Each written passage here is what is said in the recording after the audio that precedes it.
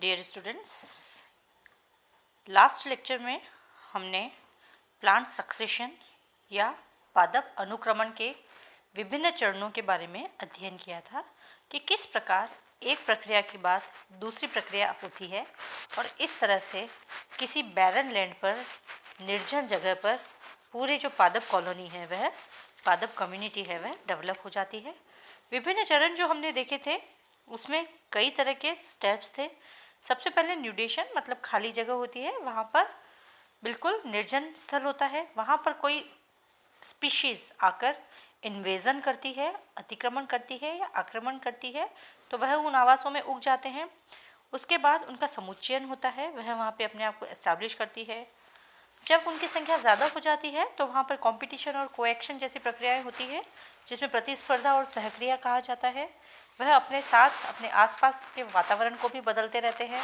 वातावरण में परिवर्तन के बाद उसके अंदर जो वातावरण होता है, वह जो निवासित जो स्पीशीज़ है उसके लिए अनुकूल नहीं रह जाता है, उस स्पीशीज़ का ख़त्म हो जाती है वह, और उसके बाद नई स्पीशीज़ उसके बाद एक करके आती रहती है। नए पादप समुदाय वहाँ पर गठन होते रहते हैं और इस तरह पादप समुदाय की संरचना और संगठन में प्रतिक्रियाओं के कारण बदलाव आने लगता है। अंत में प्रारंभिक अवस्थाओं से होते हुए अनुक्रमण की क्रिया धीरे धीरे अपने अंतिम अवस्था में पहुंचती है।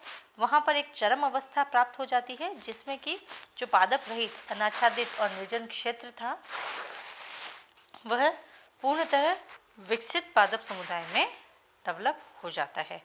तो इस पूरी प्रक्रिया को समझने के लिए आज हम एक एग्जाम्पल से हम इस पूरी प्रक्रिया को समझेंगे, जिसको कहते हैं हाइड्रोसिया या जल क्रमक। जल में किस तरह से अनुक्रमण होकर वहाँ पर नई स्पीशीज बनती है। जल क्रमक क्या है? यह अनुक्रमण क्रिया जो है प्रक्रिया, यह किसी स्वच्छ लवण रहित जल के तालाब, झील इत्यादि में प्रारंभ होती है। ऐसा जल जो स्वच्छ हो और लवण रहित हो। तालाब और ताजे पानी की झीलों के बीच में अधिक गहराई होती है, इनके किनारे छिछले और कम गहरे होते हैं। तो जो प्रारंभिक अवस्थाएं होती है वह जल निमग्न और जल प्लावन जलोद्भिद पौधों से होती है, और उसके बाद वह अनुक्रमण करते हुए आगे आगे अग्रसर होती रहती है। तो जो सरोवर और तालाब, मतलब स्वच्छ जल और लवण रहित जल है, उसके अंदर जो प्रक्रियाएं होती है उसका संक्षिप्त विवरण जो है वो आपको एग्जाम्पल में आपको समझाया गया है।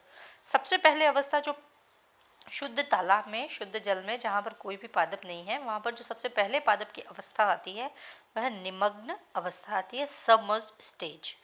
तालाब और सरोवर के 10 से 20 फीट गहराई वाले क्षेत्रों और मध्य भाग में अनुक्रमण की इस अवस्था का प्रारंभ होता है।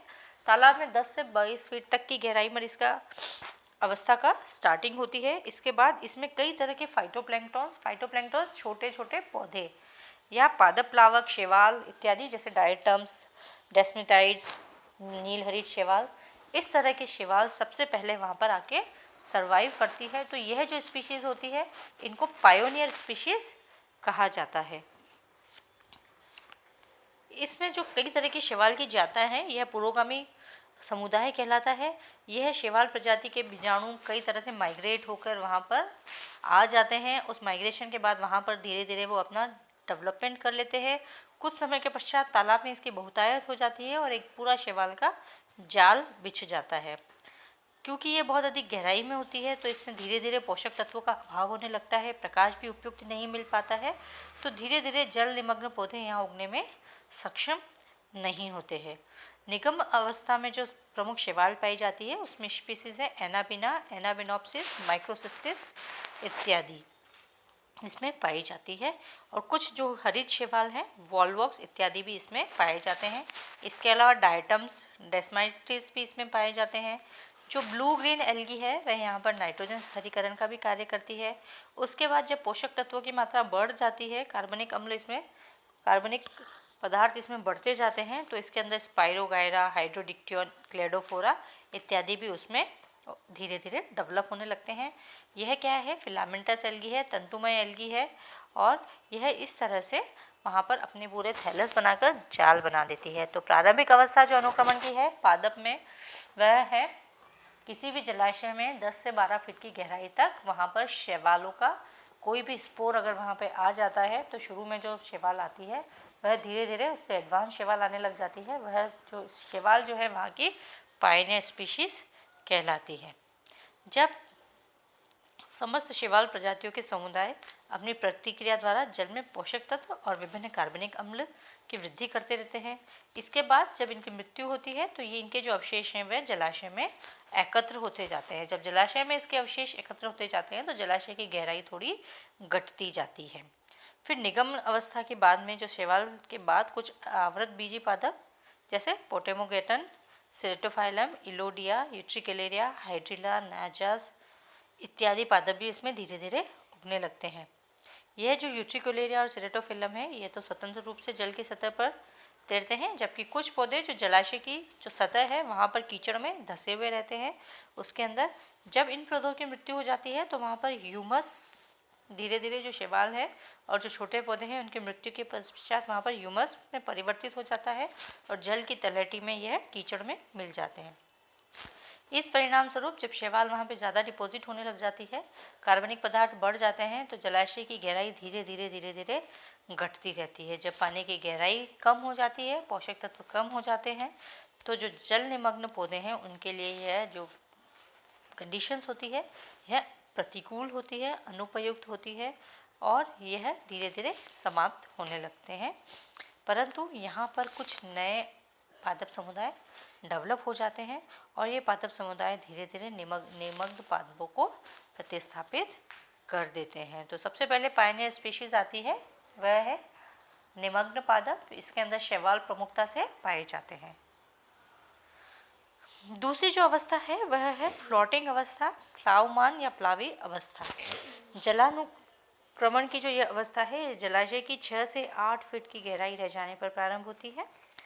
उसमें क्या है, बहुत सारे अधिक गहराई के स्थानों पर अभिगमन करने रहते हैं और इसके स्थान पर प्लावी पौधे आ जाते हैं।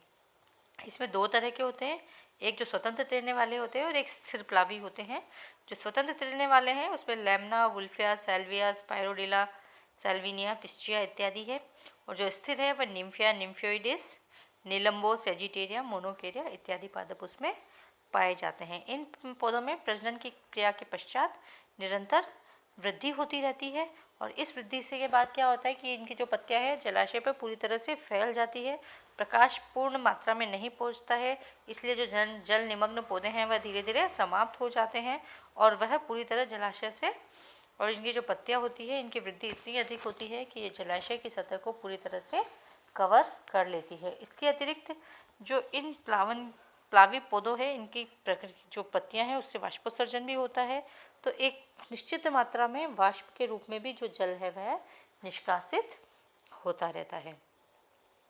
किनारों से कटी हुई जो मिट्टी होती है उसके कण, निमग्न पौधे, प्लावी पौधे जिसके मृत अवशेष धीरे धीरे तलहटी में जमा होते जाते हैं और जल की जो गहराई वह निरंतर कम होती जाती है। प्रतिकूल परिस्थितियों में इन पौधों का स्थान नई आने वाले पादप समूह ले लेते हैं। जो थर्ड है इसका वह है रीड स्वैम्प स्टेज, जो इसको जड़ अनूप अवस्था कहा जाता है। इस अवस्था में किनारों से जो अपदरित जो मृदा है वह निरंतर जमा होने से इसकी गहराई जब कम हो जाती है तो यह 4 फीट के आसपास लगते हैं, जहां डेप्थ में तो 4 फीट होता है और किनारों पे लगभग 1-1 फीट ही रह जाता है। यहाँ पर कुछ एम्फीबियस पादप रहते हैं जिसमें टाइफा, फ्रैगमिटिस, कारेक्स, रूमेक्स, जंकस, साइप्रस इत्यादि इसमें पाए जाते हैं। इनका आधार भाग तो जल में डूबा रहता है, जहाँ जल में कीचड़ उपस्थित होता है वहाँ पर इसका डूबा रहता है और अधिकांश भाग व जल पत्तियाँ जो है वो जल से बाहर रहती हैं। यह पौधे तेज़ी से वृद्धि कर फैलने लगते हैं। प्रतिकूल परिस्थितियों में जो निगम्न पौधे हैं उसके साथ ही जो प्लावी पौधे हैं वह धीरे धीरे समाप्त होने लगते हैं, वह नीचे गहराई वाले स्थानों की ओर चलने लगते हैं। इसी के साथ उनका डिपोजिशन होता है, मृदा के अपरदन के बाद मृदा का डिपोजिशन होता है उसके अंदर, और यह मिट्टी को उभयचारी पौधे रोक लेते हैं और जलाशय के जो है उसके जल का भी निरंतर वाष्पोत्सर्जन के द्वारा वाष्प के रूप में वह निष्कासित होता रहता है। तो ये जो सारी सम्मिलित प्रक्रिया है इसके द्वारा वहाँ पर कुछ जो उभयचारी पौधे हैं वह वहाँ पे अच्छे से डेवलप हो जाते हैं। उभयचारी मृत्यु के पश्चात जो मृत अवशेष रहते हैं वह भी ह्यूमस के रूप में जमा होने लगते हैं और अंत में वहाँ जलाशय में थोड़ा सा पानी और कीचड़ ही शेष रह जाता है, जहाँ पर ये कुल मिलाकर ऐसी परिस्थितियाँ करते हैं कि धीरे धीरे यह रीड स्वैम्प जो है जड़ अनूप पौधों के लिए भी यह धीरे धीरे प्रतिकूल होने लगती है और ये पौधे नवीन पौधों के द्वारा प्रतिस्थापित होने लगते हैं।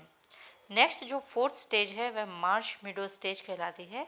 घास स्थली या कच्छ सदल अवस्था जिसको कहा जाता है, जिसमें कि गीली मिट्टी और कीचड़ में उगने वाले दलदली पादप आते हैं। इसके एग्जाम्पल्स है आइपोमिया, एडिनोस्टेमा, पॉलीगोनन इत्यादि। इसमें क्या है कि इसके जो प्रकंद होते हैं वह एक जाल के रूप में मिट्टी के अंदर फैले रहते हैं और जो दूसरी पादप प्रजातियां हैं लिंडरनिया, गैलियम, डेंटला, यह भी उसके साथ साथ उग जाते हैं। यह मृदा के जल को अधिक अवशोषण कर लेते हैं और इनकी जो पत्तियां हैं उससे भी वाष्पोत्सर्जन के द्वारा जल निष्कासित होता रहता है और यह मिट्टी के कणों को भी अपने अंदर बांध लेते हैं। तो इस तरह से मिट्टी का निर्माण होने लगता है धीरे धीरे और वहाँ पर जल कम होने लगता है। इसके परिणाम स्वरूप क्या होता है कि कीचड़ के स्थान पर केवल शुष्क मृदा रह जाती है और इस अवस्था में यह क्षेत्र दलदली पादपों के लिए भी उपयुक्त नहीं होता है और यहाँ पर शाकीय वनस्पति का प्रारंभ हो जाता है। नेक्स्ट जो स्टेज है वह है वन स्थली, वुडलैंड स्टेज जिसको कहा जाता है। धीरे धीरे जो जलाशयी जो क्षेत्र था, तालाब था, उसमें दलदली पौधे भी विलुप्त होने लग जाते हैं। वर्ष के अधिकांश अवधि में यहाँ मिट्टी सूखी रहने लग जाती है। वहाँ पर स्थलीय पादप उगते हैं जो कि वाटरलॉग स्थिति को सहन करने में सक्षम नहीं होते हैं। सर्वप्रथम यहाँ पर शाकीय पादप उगते हैं, उसके बाद काष्ठीय पादप और उसके बाद वृक्ष उगते हैं। तो जो शाकीय पादप है, जो हर्ब्स है, उसमें ज़ैंथियम, सैलिक्स और कॉर्नस उल्लेखनीय है। उसके बाद जो मृदा में जल की मात्रा सतह के नीचे पर्याप्त होने लग जाती है। इनकी झाड़ियों में धीरे धीरे पॉपुलस इत्यादि पादप उगने लगते हैं। यहाँ पर जो आवास स्थली में छाया और वाष्पोत्सर्जन के द्वारा आर्द्रता में वृद्धि होने लगती है। वाष्पोत्सर्जन की वजह से मृदा और सूखी होने लग जाती है, परंतु यह जो दूसरे वृक्षों की छाया में शाकीय पौधे और घास के समुदाय उगने लगते हैं। यहाँ पर धीरे धीरे मृदा में ह्यूमस की मात्रा वृद्धि होने लगती है।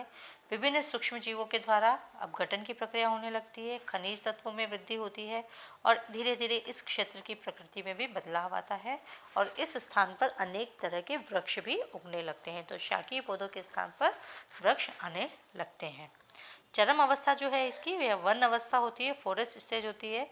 इस अवस्था तक भूमि में निरंतर ह्यूमस की मात्रा बढ़ती रहती है, जिसके साथ साथ ही मृदा में क्योंकि सूक्ष्म जीवों की मात्रा भी बढ़ने लग जाती है, अपघटनकारी प्रक्रिया है वह भी होने लग जाती है। तो इसकी जो भूमि की उर्वरक क्षमता बढ़ जाती है, जिसकी वजह से पॉपुलस, एल्नस, क्यूरकस इत्यादि वृक्षों की बहुलता वाला एक मिश्रित वन विकसित होने लगता है।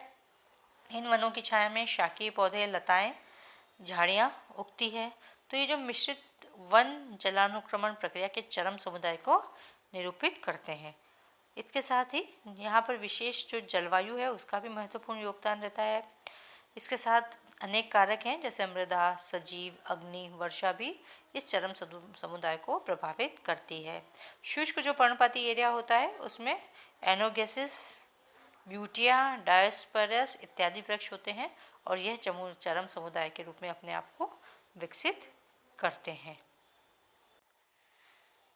इस डायग्राम के द्वारा, अगर हम इस चित्र के द्वारा हम समझें जल अनुक्रमण की जो अवस्था है उसको तालाब में हम इस